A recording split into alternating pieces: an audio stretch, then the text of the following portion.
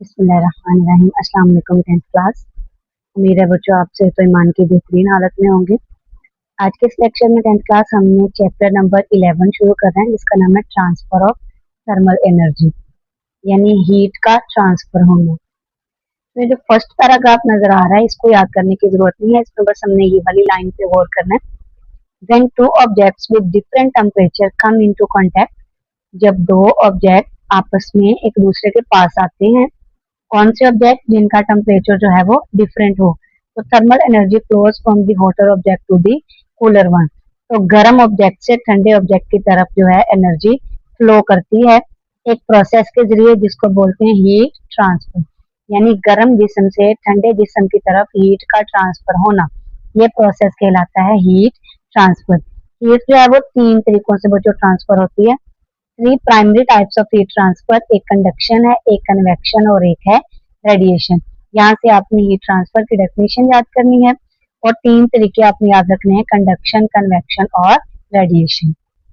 जी बच्चों, सबसे पहला है हमारे पास कंडक्शन। कंडक्शन के थ्रू हीट ट्रांसफर कैसे होती है, इसकी पहले डेफिनेशन समझ लेते हैं क्या है।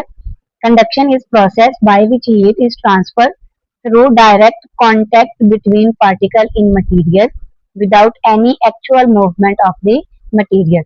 कंडक्शन में क्या होता है कि मटेरियल की मूवमेंट नहीं होती, बल्कि मटेरियल के अंदर जो पार्टिकल हैं बच्चों उनके कांटेक्ट की वजह से हीट जो है वो ट्रांसफर होती है। दोबारा सुन लें कि जब कंडक्शन होती है उसमें हमें मटेरियल को मूव करने की जरूरत नहीं पड़ती, बल्कि मटेरियल के अंदर जो पार्टिकल्स हैं वो एक दूसरे के साथ कांटेक्ट में आते हैं, एक दूसरे के साथ टकराते हैं तो हीट जो है वो ट्रांसफर हो जाती है। ये कैसे मुमकिन है? It happens when fast moving particle collide with slow moving particle transferring their kinetic energy. तो आपके पार्टिकल्स गर्म हो चुके हैं तो उनकी स्पीड क्या हो जाएगी? ज्यादा हो जाएगी, उनके पास काइनेटिक एनर्जी ज्यादा आ जाएगी, तो वो अपने साथ वाले जो स्लो मूविंग पार्टिकल्स हैं उनके साथ जाकर टकराएंगे, तो अपनी थोड़ी सी एनर्जी क्या कर देंगे, उनमें ट्रांसफर कर देंगे। This method of heat transfer is more efficient in solid specially in metals. ये आपने लाइन एमसीक्यू के लिए याद रखनी है। कंडक्शन जो है वो मोस्ट एफिशिएंट होता है सॉलिड में। किस तरह के सॉलिड में? मेटल्स में। ठीक है, वजह क्या है? क्योंकि मेटल्स में आपके तमाम मॉलिक्यूल्स पास पास होते हैं, तो जब मॉलिक्यूल गर्म होते हैं बच्चों तो वो फौरन से अपने आसपास वाले मॉलिक्यूल्स को भी गर्म करना शुरू कर देते हैं, उनके साथ टकरा के अपनी एनर्जी उनमें ट्रांसफर करना शुरू कर देते हैं। जबकि आप लिक्विड और गैस देखें तो उनके मॉलिक्यूल दूर दूर पड़े होते हैं, उन मॉलिक्यूल्स को दूसरे मॉलिक्यूल के साथ कांटेक्ट करने में टाइम लगेगा, ऐसी है। इसलिए जो कंडक्शन है वो मोस्ट एफिशिएंट होती है सॉलिड में। ये डायग्राम समझे, आपको ज्यादा इजीली समझ आ जाएगा। ये मटेरियल है हमारे पास, ठीक है, इसको हमने हीट दी, गर्म करना शुरू किया, तो क्या होगा? जो हिस्सा आपका आग के ऊपर है सबसे पहले वो गर्म हो जाएगा ना। तो बच्चों इस हिस्से में जितने भी मॉलिक्यूल्स आ रहे हैं वो गर्म होने की वजह से उनकी काइनेटिक एनर्जी बहुत बढ़ जाती है, तो उनकी जो मूवमेंट है वो बहुत स्पीडली हो जाएगी, बहुत तेजी से वो मूव करना शुरू कर देंगे। तो वो क्या करेंगे? आसपास वाले पार्टिकल्स के साथ जाकर टकराना शुरू कर देंगे।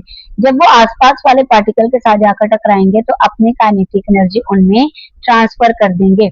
इसी तरह वो वाले पार्टिकल आगे वाले पार्टिकल के साथ जाकर टकराएंगे और अपनी काइनेटिक एनर्जी उनमें ट्रांसफर कर देंगे। इस तरह आपका पूरा मटेरियल जो है वो गर्म हो जाता है और इसमें मटेरियल को हिलाने की जरूरत बिल्कुल भी नहीं पड़ती। ये प्रोसेस कहलाता है कंडक्शन। नेक्स्ट है बच्चों thermal conduction in solid. Solid में थर्मल कंडक्शन कैसे होती है? When handle of metal spoon is placed in hot water, it quickly becomes warm। अगर आप गर्म पानी में कोई लोहे का स्पून रख दें, ठीक है, मेटल का स्पून रख दें तो क्या होगा? वो बहुत जल्दी से गर्म हो जाएगा। लेकिन अगर आप गर्म पानी में बच्चों लकड़ी का स्पून रखें तो वो जल्दी गर्म नहीं होगा। ऐसे क्यों हुआ है? क्योंकि आपके पास जो वुड है ये नॉन मेटल है। हमने यहाँ ऊपर पढ़ा कि मेटल में कंडक्शन जो है वो ज्यादा जल्दी होगी, जबकि नॉन मेटल में कंडक्शन ज्यादा जल्दी नहीं होगी। गर्म आपका लकड़ी का स्पून भी हो जाएगा लेकिन बहुत टाइम के बाद, और जो मेटल का स्पून है वो बहुत जल्दी गर्म हो जाएगा। तो पता चला कि मेटल में हीट ट्रांसफर बहुत जल्दी हो जाती है थ्रू कंडक्शन, जबकि नॉन मेटल में हीट का ट्रांसफर होना जल्दी नहीं होता। Both metals and non metals can conduct heat but metals are typically much better at it. Heat transfer दोनों में होगी, मेटल में भी और नॉन मेटल में भी, लेकिन मेटल्स में हीट का ट्रांसफर होना क्या होता है? बहुत जल्दी होता है। In solid, the atoms and molecules are tightly packed and constantly vibrate around their main position. As one end of solid is heated, the particles at that end क्या होता है बच्चों, पहले इतनी बात समझ लेते हैं कि सॉलिड में हमारे जो पार्टिकल्स हैं, जितने भी एटम और मॉलिक्यूल हैं, वो क्लोजली पैक होते हैं, एक दूसरे के पास पास होते हैं। जो बातें आपको यहाँ बता के सेम वही बात कह रहे हैं कि वो जो पास पास हैं बच्चों, जैसे आप इसको समझ लें, ये जो आपको सर्कल्स नजर आ रहे हैं, ये समझे आप मॉलिक्यूल्स हैं, ठीक है, ये सारे पास पास हैं। जैसे ये गर्म होंगे तो बहुत जल्दी के आसपास वाले मॉलिक्यूल्स में भी क्या कर देंगे, अपनी एनर्जी को ट्रांसफर कर देंगे। तो इसी तरह मेटल जो है वो बहुत जल्दी गर्म हो जाएगा, जबकि लिक्विड और गैसेस में मॉलिक्यूल्स इतना पास पास नहीं होते, तो वहां पर हीट ट्रांसफर होना जल्दी नहीं होता। यहाँ से आपने बच्चों कंडक्शन की डेफिनेशन याद करनी है बस, और कुछ नहीं यहाँ करने की जरूरत। उसके बाद आपने ये वाली लाइन एमसीक्यू के लिए याद कर लेनी है, ठीक है। Then thermal conduction in solid की तरफ आए तो आपने डेफिनेशन याद करनी है यहाँ से कि सॉलिड में जो है हीट का ट्रांसफर कैसे होता है। उसके अलावा ये बात आपने एमसीक्यू के लिए याद रखनी है कि मेटल और नॉन मेटल दोनों में हीट ट्रांसफर हो जाती है, लेकिन मेटल में हीट ट्रांसफर जो है वो बहुत जल्दी होती है। नेक्स्ट पैराग्राफ में आए तो इसमें भी उसने वही पुरानी सारी हिस्ट्री बताई हुई है, एक ही बात को बार बार रिपीट किया हुआ है, तो इसको दोबारा रीड करने की जरूरत नहीं है। हाँ, ये वाली लाइन आपने जरूर याद करनी है, in conduction heat transfer through solid medium due to temperature difference. ये आपने एमसीक्यू के लिए याद रखना है बच्चों, कंडक्शन में हीट ट्रांसफर कैसे होती है, टेम्परेचर डिफरेंस की वजह से होती है। जब आप किसी लोहे के रॉड को चूल्हे पे रखते हैं बच्चों, तो जो सिरा चूल्हे पे रखा हुआ है वो गर्म हो जाता है, तो दूसरा सिरा आपका ठंडा होगा, तो दोनों सिरों में क्या हो जाएगा, टेम्परेचर का डिफरेंस आ जाएगा ना। तो गर्म सिरे की तरफ से ठंडे सिरे की तरफ हीट जो है वो ट्रांसफर होना शुरू हो जाएगी। यही बात वो बता रहे हैं कि सॉलिड में हीट ट्रांसफर होती है टेम्परेचर के डिफरेंस की वजह से। उसके बाद यहाँ ये बहुत इंपॉर्टेंट क्वेश्चन है, why does heat travel more quickly in matter than in non matter.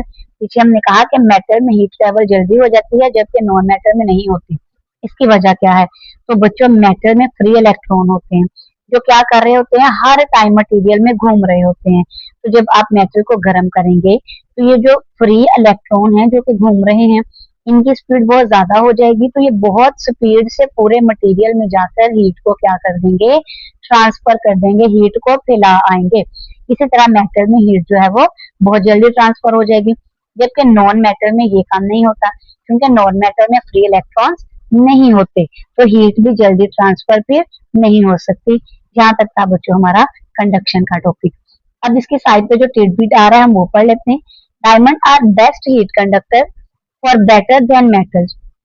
Metals में सबसे बेहतर जो हीट कंडक्ट होती है वो डायमंड्स में होती है, ठीक है।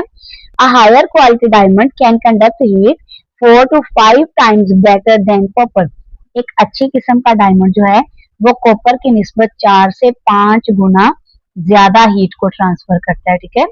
उसके बाद ये रूजुनो देख लें, ये हमारे पास पड़ा हुआ है चूल्हे के ऊपर, ये हंडिया समझ लें पड़ी हुई है, ठीक है। तो चूल्हे से क्या जा रही है, हंडिया की तरफ हीट जा रही है, हीट जा रही है, तो इस हंडिया में क्या पैदा होगा बच्चों, टेम्परेचर पैदा होगा। हीट और टेम्परेचर का डिफरेंस हम 9th क्लास में पढ़ के आए हैं। Heat is transfer to an object, for example how do stove heats this pot, ठीक है। जैसे आप चूल्हा ऑन करेंगे तो हीट जो है वो इस पॉट में जाना शुरू कर देगी, तो इस पॉट में क्या आ जाएगा बच्चों, फिर टेम्परेचर, जाहिर है इसका टेम्परेचर आहिस्ता आहिस्ता से इंक्रीज करना शुरू कर देगा। टेम्परेचर क्या है, टेम्परेचर इज हाउ हॉट और कोल्ड एन ऑब्जेक्ट इज। यहाँ पर हमारे पास टेम्परेचर की डेफिनेशन भी आ गई। टेम्परेचर क्या होता है, डिग्री ऑफ हॉटनेस और कोल्डनेस ऑफ द बॉडी, के कोई जिस्म आपके पास कितना ठंडा और कितना गर्म है, वो क्या है हमारे पास, टेम्परेचर है। यहाँ से आपने टेम्परेचर और हीट की डेफिनेशन कर रही है, इसके बाद इसमें कुछ, इसके अलावा इसमें कुछ भी नहीं है।